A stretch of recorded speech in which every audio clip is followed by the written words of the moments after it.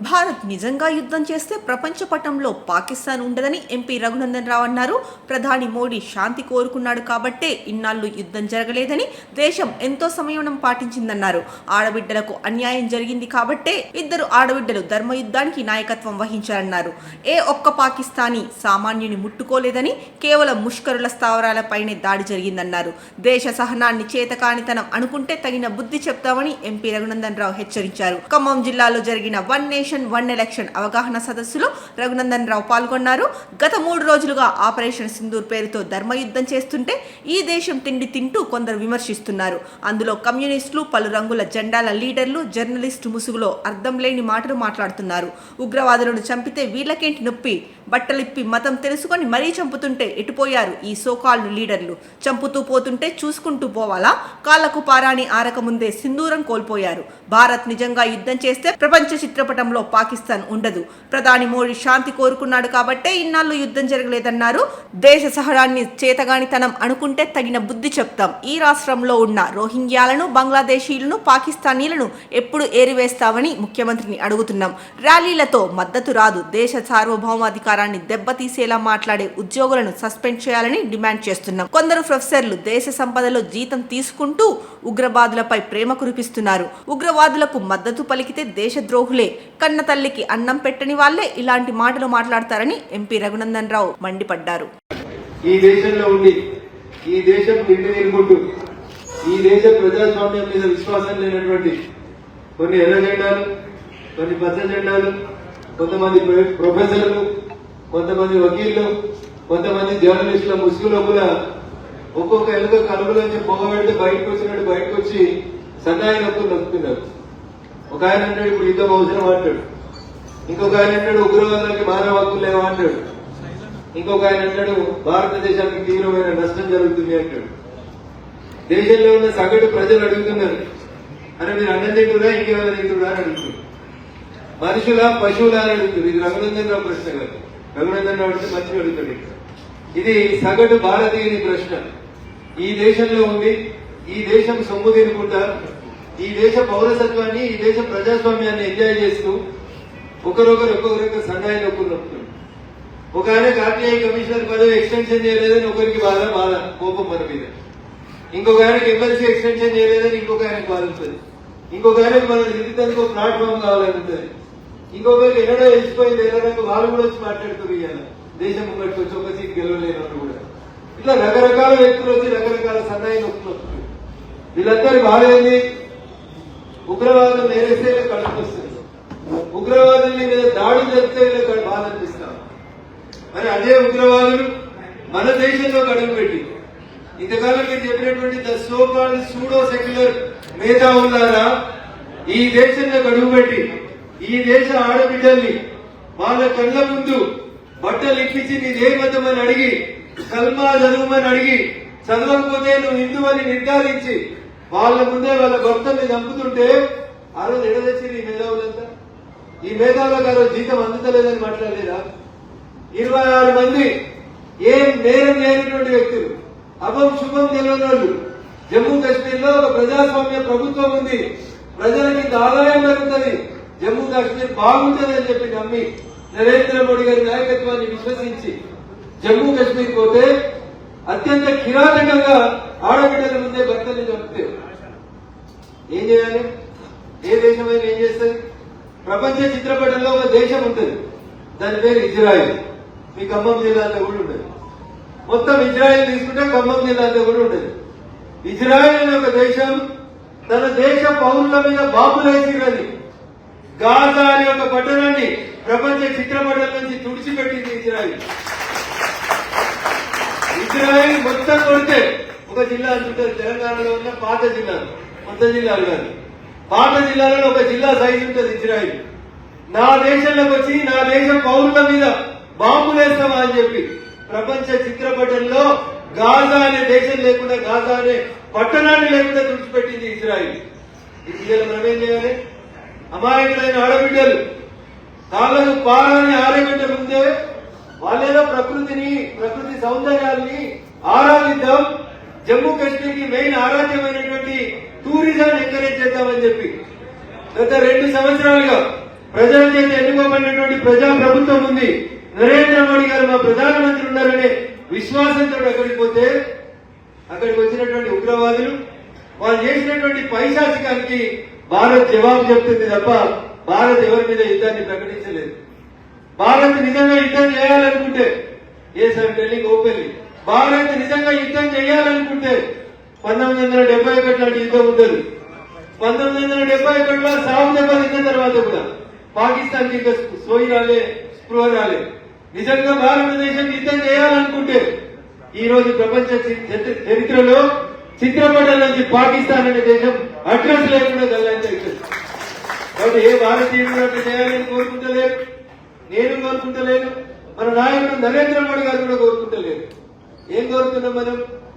మన మీద దాడి జరిగిన తర్వాత సుమారు 14 రోజులు భారత ప్రభుత్వం నరేంద్ర మోడీ గారి నాయకత్వంలో ఎదురు చూసింది.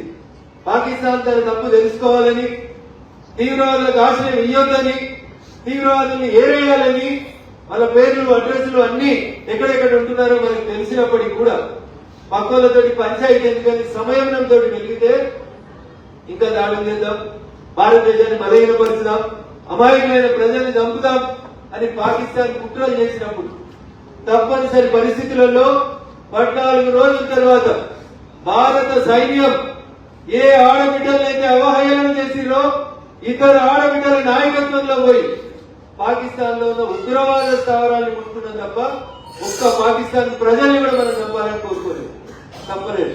ఇగో ఇది హిందూ ధర్మం గొప్పతనం. అహింసో పరమో ధర్మ అని చెప్పినటువంటి మనం ఆ ధర్మానికి ఇబ్బంది కలుగుతుంది అనుకున్నప్పుడు ఆయుధాన్ని చేతబుద్ధమని శాస్త్రాలు చెప్తాయి. ఆ శాస్త్రం చెప్పిందే అవసరమైనప్పుడు శస్త్రం పట్టుకోమన్నాడు. రాముడు యుద్ధం చేసినా, కృష్ణుడు యుద్ధం చేసినా, కృష్ణుడు పాండవులతో యుద్ధం చేపించినా, ఏ అమ్మవారి గుడికి పోయినా మీకు వాళ్ళ చేతిలో కనబడేటువంటి ఆయుధాలు సాధ్యమైనంత వరకు అహింస కోసమే వాటిని వాడతారు తప్ప ఇంకో దానికోసం కాదు. తప్పదు అనుకున్నప్పుడు, మన ధర్మాన్ని మన దేశాన్ని ఇంకెవరో ఏదో చేయాలనుకున్నప్పుడు తప్పకుండా ఆయుధం పట్టాల్సిన సందర్భం వస్తే బరాబరి పడతాం. ఆ తల్లి దుర్గా తల్లి వారసులుగా ఎక్కడికక్కడ ముక్కలు చెక్కలు నరకడంలో ఎక్కడ కూడా మనం ఎక్కిపోం. అయినా మన సైన్యం బలం తెలుసు, మన దగ్గర ఉన్న ఆయుధాల బలం తెలుసు, మన ప్రధానమంత్రి నరేంద్ర మోడీ గారి బలం తెలుసు. అయినా మనం ఒక్క పాకిస్తాన్ సివిలియన్ ని ఇబ్బంది పెట్టాలని మనం కోరుకోలేదు. ఏం చేసింది మన సైన్యం? పోయి ఉగ్రవాదాలకి షెల్టర్ ఇస్తున్నటువంటి 9 షెల్టర్లని ఉగ్రవాదుల ట్రైనింగ్ క్యాంపుల్ని మాత్రమే టార్గెట్ చేసి సంపేక్షించింది తప్ప మనం ఎవరు సివిలియన్స్ ని ముట్టుకోలేదు. కానీ పాకిస్తాన్ కవ్వింపు చర్యలకు పాల్పడుతూ బార్డర్ మీద ఉన్నటువంటి అమాయక ప్రజల మీద భౌతిక దాడులకు దిగుతూ అనవసరమైనటువంటి కాల్పులకు తెగబడుతున్నప్పుడు ఏం చేయాలి? సమాధానం చెప్పాల్సినటువంటి అవసరం వచ్చింది భారత సైన్యానికి. వాళ్ళకు సంబంధించినటువంటి ఏ వెపన్, ఏ ఒక్క విమానం కూడా భారతదేశానికి సరిహద్దులు దాటి రావద్దని చెప్పి ఎక్కడికక్కడ బ్లాస్ట్ చేసిన చంపినది తప్ప మనం ఎక్కడ కవ్వింపు చర్యలకు పాల్పడలేదు. యుద్ధం మన నీతి కాదనుకుంటాం.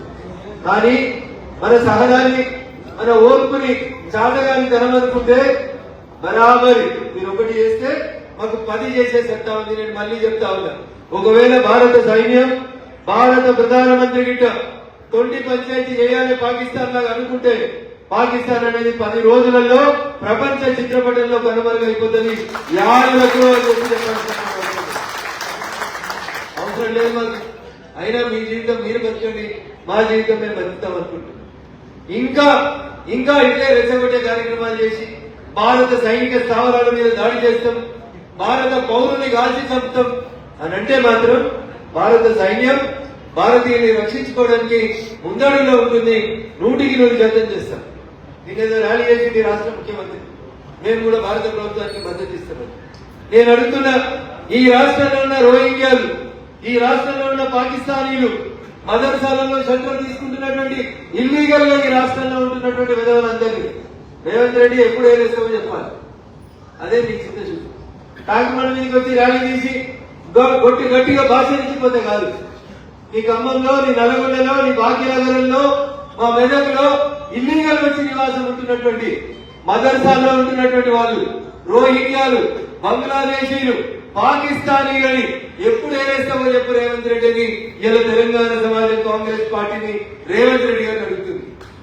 ఇది కేంద్ర ప్రభుత్వమే అయితే మీరు మాటలు మాట్లాడగలరు, చేతలు కూడా చేసే దమ్ము కాంగ్రెస్ ఉంటే నేను అడిగిన ఈ 3 తెగలకు సంబంధించిన వ్యక్తుల్ని వెంటనే ఏరి తెలంగాణ పొలిమేరలు దాటినాక బయటికి పంపించడమే మీ కాంగ్రెస్ పార్టీ మోడీ గారికి భారత ప్రభుత్వానికి చేసేటువంటి సపోర్ట్ అని చెప్పి ఈ సందర్భంగా చాలా స్పష్టంగా అడుగుతున్నారు. సస్పెండ్ చేసి ప్రొఫెసర్లని ఎందుకు మాట్లాడతారు?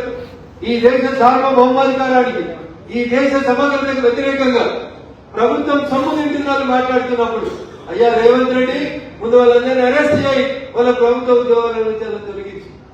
ఇది భారతీయ జనతా పార్టీకి మేము చేస్తున్నటువంటి డిమాండ్. మేము మళ్ళీ చెప్తా ఉన్నాం, మేము ఎవరిని ఇల్లీగల్ గా చంపాలనుకోవట్లేదు, ఏ దేశ పొలిమేరల్లోకి ఇల్లీగల్ గా వెళ్లాలనుకోవట్లేదు.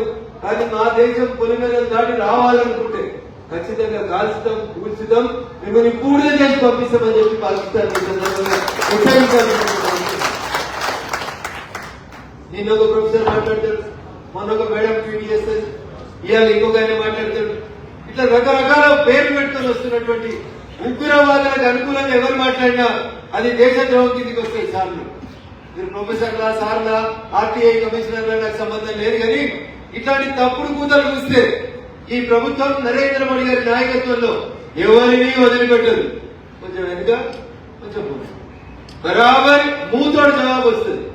ఏ నోరైతే ఈ దేశానికి వ్యతిరేకంగా మాట్లాడుతుందో, ఏ నోరైతే ఈ దేశ సైనికుల మనోభావం దెబ్బతిన్నట్టు మాట్లాడుతుందో వాళ్ళకి ఖచ్చితంగా జవాబు ఇచ్చేందుకు భారత సైన్యం, భారత ప్రభుత్వం కూడా సిద్ధంగా ఉంది. కాబట్టి ఇప్పటికైనా సార్ ఎక్కువ మాట్లాడారు, నోరు ముసుకుంటే ఇప్పటికైనా మీ ఆరోగ్యానికి మంచిదని చెప్పి ఈ సందర్భంగా తెలియజేస్తూ, వీళ్ళకి మన దేశం గురించి పట్టలేదు, కన్న తల్లికి పట్టించుకోరు వీళ్ళు, ఇళ్ళని ఎట్లా పట్టించుకోరు, ఇంట్లోండే తల్లికి పువ్వు పెట్టిన వాళ్ళు వీళ్ళు పక్క దేశం గురించి, టెర్రరిస్టుల గురించి వంద మాట్లాడుతుంటారు. అందుకని వీళ్ళు ఇంట్లో అన్నం పెట్టేటోళ్ళకి అయితే నాకు విజ్ఞప్తి మా మాతృమూర్తులు, వీళ్ళకి అన్నం పెట్టాలన్నా ఇంకేమైనా పెట్టాలన్నా దయచేసి మీరు ఆలోచించమని మా మాతృమూర్తులందరికీ ఈ సందర్భంగా విజ్ఞప్తి చేస్తాను. Thank you.